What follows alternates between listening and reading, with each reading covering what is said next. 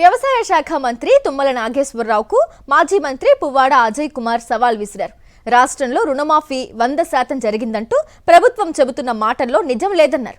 ఎక్కడో ఎందుకు స్వయంగా తుమ్మల ప్రాతినిధ్యం వహిస్తున్న నియోజకవర్గంలోనే దీనిని నిరూపిస్తానని సవాల్ చేశారు పువ్వాడ.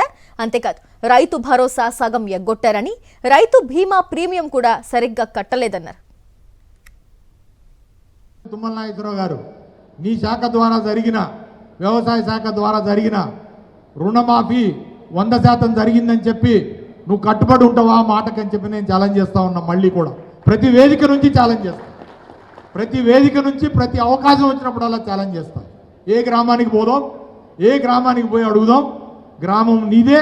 నేను ఛాలెంజ్ చేసి అడుగుతున్నా, మీడియా ముందే అడుగుతా అక్కడ రైతుల్ని, రుణమాఫీ అయిందా కాలేదా అని. మీ నియోజకవర్గమే, తెలుసుకుందాం రండి.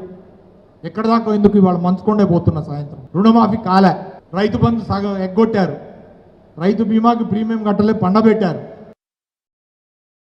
మరిన్ని అప్డేట్స్ కోసం ఛానల్ ను సబ్స్క్రైబ్ చేయండి. నోటిఫికేషన్స్ కోసం బెల్ ఐకాన్ పై క్లిక్ చేయండి.